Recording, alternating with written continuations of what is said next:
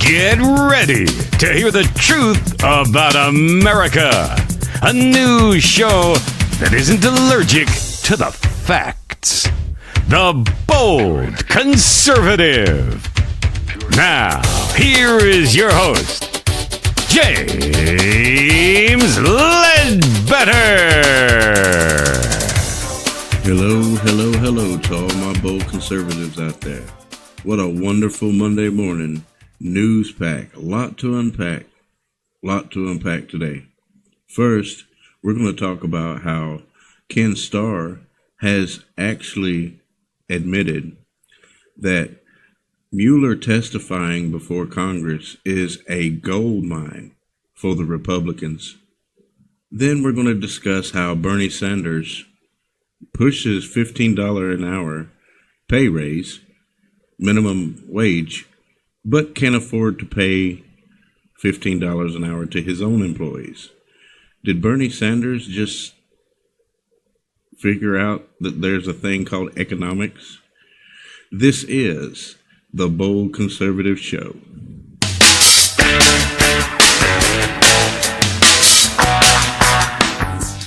Good morning.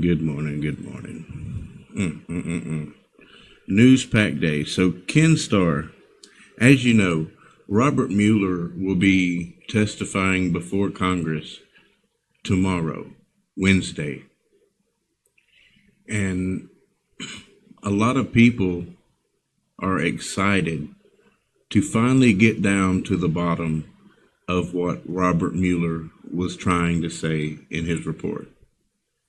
As you may recall, Robert Mueller said in a press conference right after he come out with his report that he has nothing else to say other than what he said in his report. So you have Democrats thinking that they are going to get the bombshell of the century, that they're finally going to get what they have been wanting all this time. They think that they're going to get what they need to impeach President Trump. Now, this is the reality of things. Not only are Democrats going to be able to question Robert Mueller, but so are the Republicans. And that's what Ken Starr was saying over the weekend. House Republicans on the Judiciary and Intelligence committees will have a unique opportunity to question former special counsel Robert Mueller after Democrats pressed to have him come and testify, according to former independent counsel Ken Starr. Ken Starr was the independent counsel investigating Bill Clinton and his little sexcapades in the Oval Office. However, as you know, GOP lawmakers should delve into several topics about which their questions have gone largely unanswered, Starr claimed Friday to Sean Hannity. This is going to be a great opportunity, said Starr.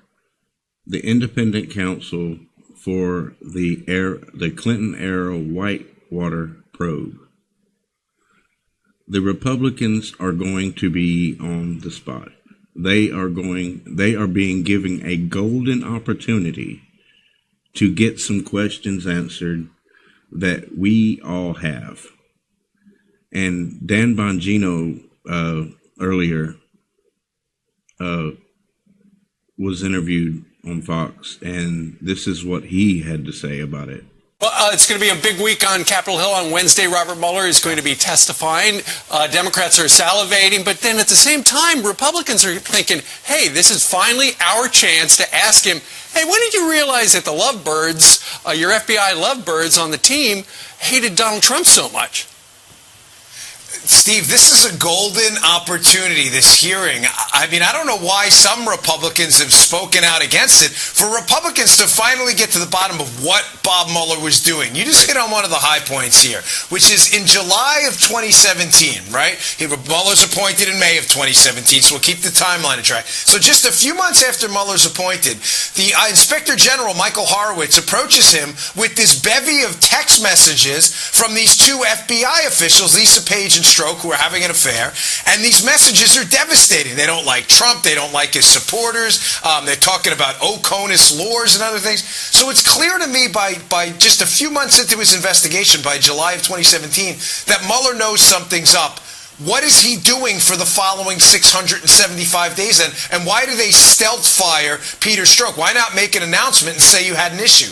Well, the answer is because he wanted to hide it and keep this thing going to obstruct the Trump administration. So, as you can see, every Republican should be stoked about this.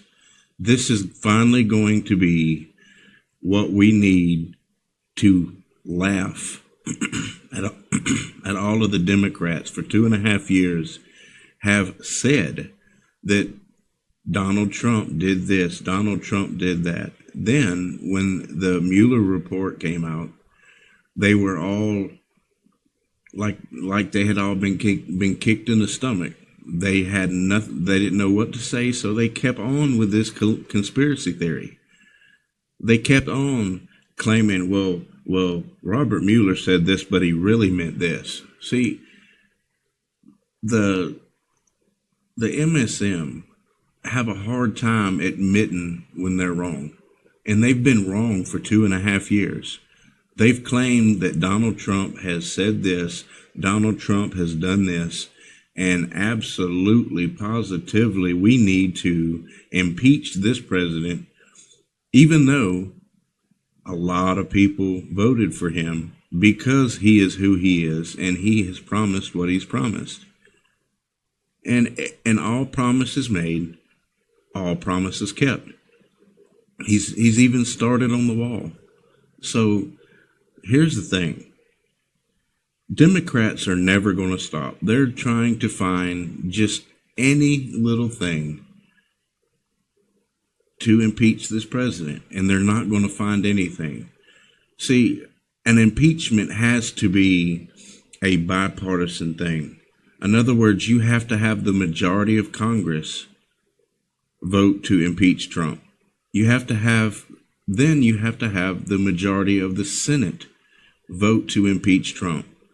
And not only that, the Vice President of the United States has to vote to impeach Trump. So you have all of these little trendies all over Twitter claiming, oh, well, we got him now. We got him now. Trump did this, Trump did that. So then when you ask them, well, show us this evidence that you have, they say, oh, it's coming. When is it coming? When is this bombshell evidence coming? That's what I want to know, because it hasn't come yet. And Robert Mueller didn't find anything. Southern New York, the DA's office out there, they didn't find anything. As a matter of fact, they ended their investigation over the weekend as well. So answer me this. What do they plan to find that is different than what we already know when Robert Mueller testifies? This is going to be a great opportunity. Just like Bongino said, just like Ken Starr said, for the Republicans to get down to the bottom of what's been happening. What was Mueller going for? Why did he continue with the investigation after his first 30 days? He knew that there was no there. He knew that there was no collusion. So there's no crime. There was no crime committed. So then this is what I think the Democrats are going to go for. They're going to try to go for the obstruction thing. They want to claim that because Trump fired James Comey, that he obstructed justice. Well, in order to obstruct justice, you have to stop the investigation altogether. Everybody wanted the investigation ended. Everybody. They wanted, even the Democrats, whether they admit it or not, they wanted the investigation to come to a halt because they wanted to know what Mueller knew. And Mueller knew nothing. And despite all of the Democrat Trump haters that Mueller put on his team, they still failed to find anything whatsoever. So now, here we are, talking about this yet again.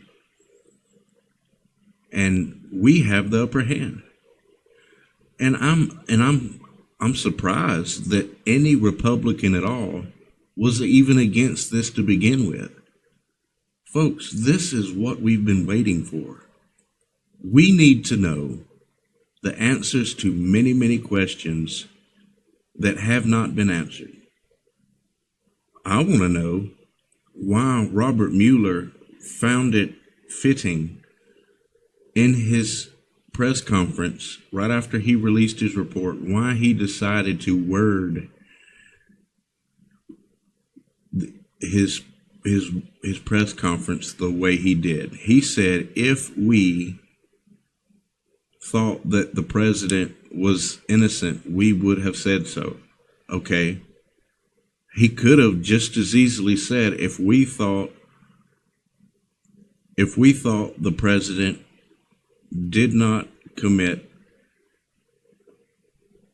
or he could have said it anyway. And I'm at a loss for words for this, because this is what I want to know. Why couldn't he have just said, my report says everything I need to say, and then end it there? But no, he specifically said, if we thought that the president was innocent, we would have said so. So what did that do? That basically got the MSM all worked up again, thinking, hey, well, Robert Mueller said that, hey, if he was innocent, they would have said so. Okay, he could have just as easily said, if Donald Trump did anything or obstructed any kind of thing, we would have said so. They didn't say so. And that's the whole surprising part about this, is the Democrats, they keep taking everything that Robert Mueller says as another nail in the coffin. We have him now. And it's crazy. It's madness. They refuse to stop because they hate this president and they hate what this president stands for. They can't stand the fact that the president is putting America first for a change. He's putting you first. He's putting me first. He's putting every American citizen above everything else. And that's what we needed, because over the years we've had presidents that have put other countries first. Obama, he kept putting Iran first. Gave them bundles and bundles and pallets of money. Started this crazy Iran nuclear deal, which Trump had to put an end to because it was nonsense. And the Democrats keep propping up former President Obama up like he was the savior of the country. Think about this for a minute. Joe Biden, he's running for president, but he hasn't been endorsed by Barack Obama. That's odd all by itself. So you need to be asking yourself, as this is going on, when are they going to ask the real questions? Why did Robert Mueller keep going? After his first 30 days, he knew that there was nothing to go after. There was nothing to report. There was no collusion. And firing James Comey was not obstruction of justice. President Trump was well within his right to fire James Comey. As a matter of fact, if you remember correctly, the Democrats wanted James Comey fired after he came out and pointed out all of Hillary Clinton's crimes. They wanted him fired then. So what's the difference in Obama firing James Comey, which he could have did but he didn't, or Donald Trump firing James Comey? There's no difference. And the Republicans, oh man, you're going to have Jim Jordan, you're going to have Matt Gaetz. This is going to be great. And we're finally going to get down to the bottom of this. But honestly, on Friday, planning for former Special Counsel Robert Mueller's highly anticipated testimony was thrown into disarray as multiple sources said the hearing was delayed amid a breakdown in negotiations. Yet others indicated it could still go forward next week as planned. What is there to negotiate? Robert Mueller, we paid Robert Mueller millions and millions of dollars to tell us what we already knew. So now they have to negotiate with Robert Mueller in order for him to testify? I didn't hear him trying to negotiate for getting Bill Barr in there. They immediately went to press charges on Bill Barr when he refused to testify. They didn't waste any time. But yet here they are. Intelligence Committee Chairman Adam Schiff and Judiciary Committee Chairman Jerry Nadler announced that Mueller's appearance before both committees had been pushed back 1 week to July 24th. Mueller is scheduled to testify before the Judiciary Committee for 3 hours beginning at 8:30 a.m. before appearing before the Intelligence Committee that afternoon. So, according to the Democrats, this is going to happen. It's going to happen. And it's going to be great. So, I suggest that each and every one of my bold conservatives out there listen to every word that comes out of Robert Mueller's mouth, because you're going to find out that the whole thing was a scam, and Robert Mueller knew it, but he still kept pushing it forward because he wanted this controversy to go on and on and on and on and on. And so did the Democrats, because they were making money off of these crazy headlines that they were pushing, these conspiracy theories. That's crazy. But next, we're going to talk about how Bernie Sanders has been pushing a $15 an hour minimum wage raise. That means everybody working will make $15 per hour. Now, all of the employees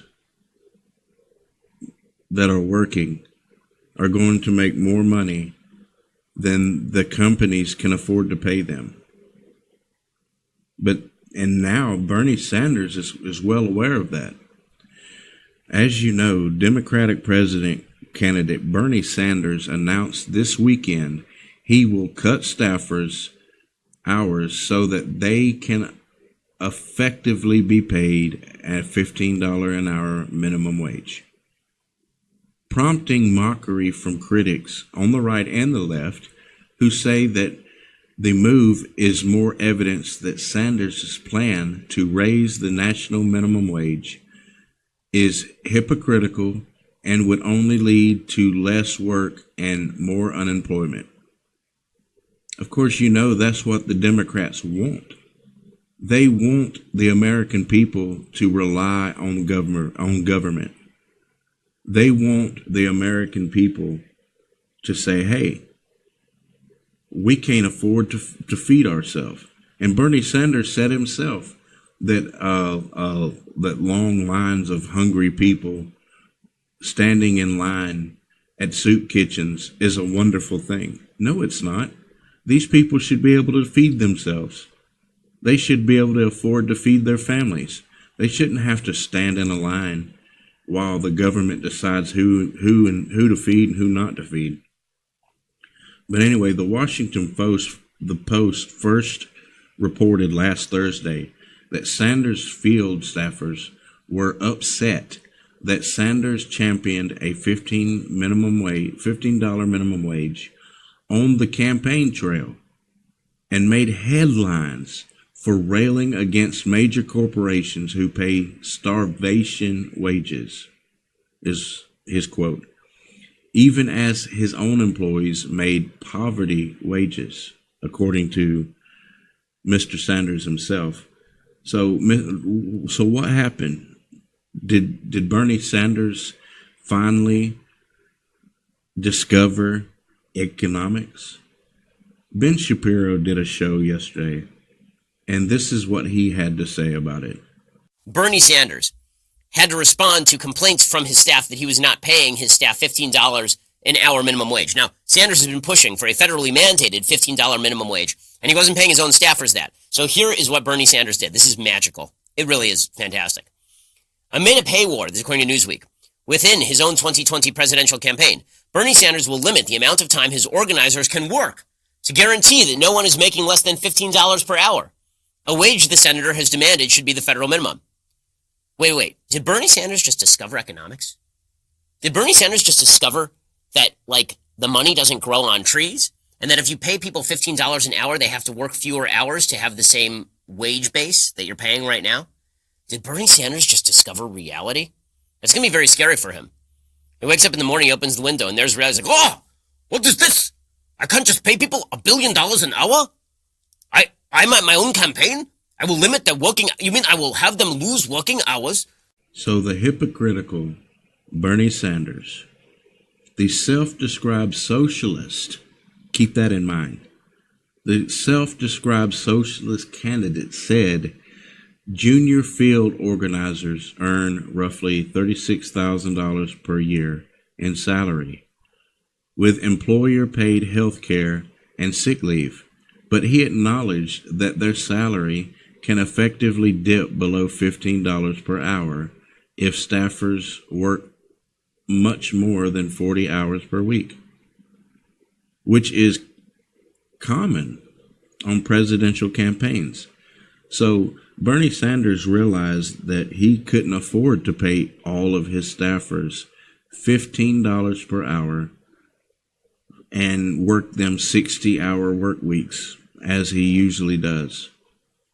So Bernie Sanders has, instead of paying them $15 per hour, well, he's still going to pay them $15 per hour, but he's going to cut all of their hours. So they're going to make less than what they were making before. And he's earned the criticism, fought back a sneeze. So Brianna Fenesteel said this on Twitter. Bernie Sanders says his campaign will limit the hours staffers work so they are paid the equivalent of $15 per hour.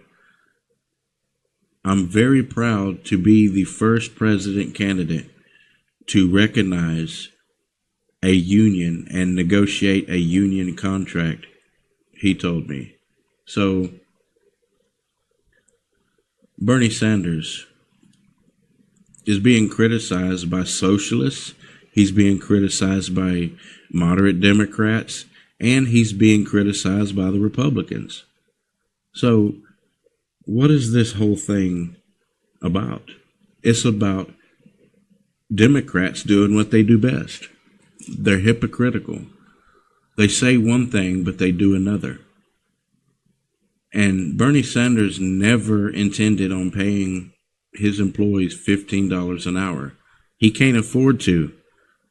He would lose so much money if he had to pay every employee $15 an hour and work them the 60 hours he usually works his employees every week.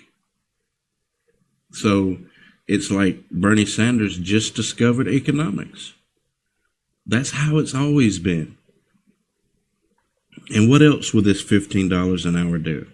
Okay, this $15 an hour is going to make all the big corporations like McDonald's and stores and all that go automated, because they can't afford to pay every employee $15 an hour either. So it'll be interesting to see how Bernie Sanders tries to push this, if he continues to push the $15 an hour minimum wage. And if he does, then he's only proving to be more and more of a hypocrite each and every day. And that's funny. That's funny to me. But what's not funny to me is all the unemployment that this $15 an hour pay hike will bring. All the unemployment. See, this is what the Democrats are doing. Think about this long and hard. President Trump campaigns on the low unemployment that has the statistics say since he's been president, record low unemployment, record low black unemployment and Latino unemployment. And women are working more now than ever before. They know this. So now they're going to try to wreck that and cause the unemployment rates to go sky high. And that's what's going to happen. You're probably going to end up losing your job over this. Corporations are only going to be able to afford to pay very few people. And these few people are going to have to work harder. And they're not going to like that very much. And the automation. You already have McDonald's talking about replacing employees with kiosks. You've already got that. So this is going to end up pushing them into automation faster than anything else. A lot of people are going to lose their jobs. And the Democrats could care less. That's why they're pushing this. It's not for you. It's not for me. It's not for anybody. It's to make President Trump look bad in the polls on 2020. But it's not going to work because average Americans know that it wouldn't be President Trump's fault because he's opposed to all of this nonsense. See, President Trump has been a businessman for years, for decades. He has started a company,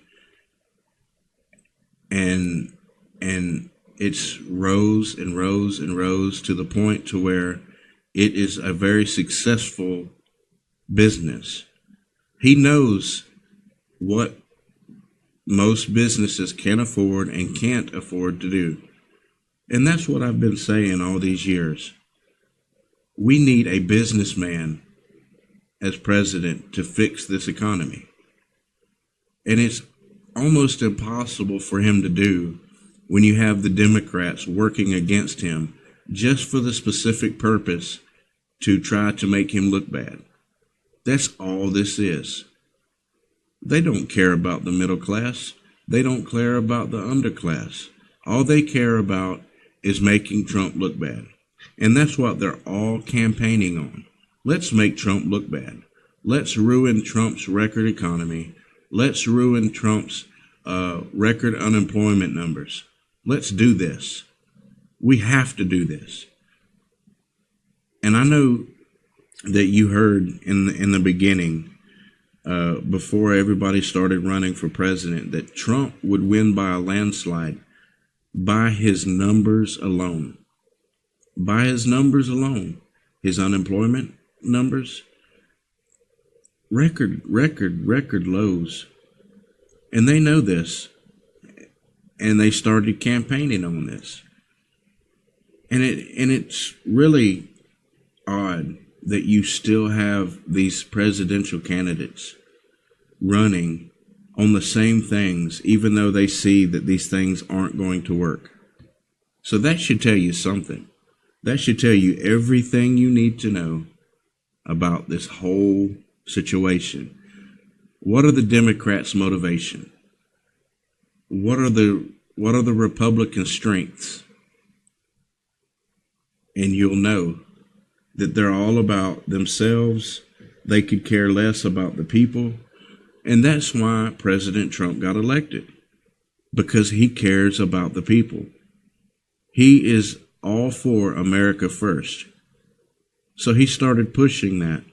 And the Democrats so many times have tried to make it seem like America first is some sort of a racist statement. Every other country on the planet puts their country first above any other country. It's what countries do. It's what makes countries great.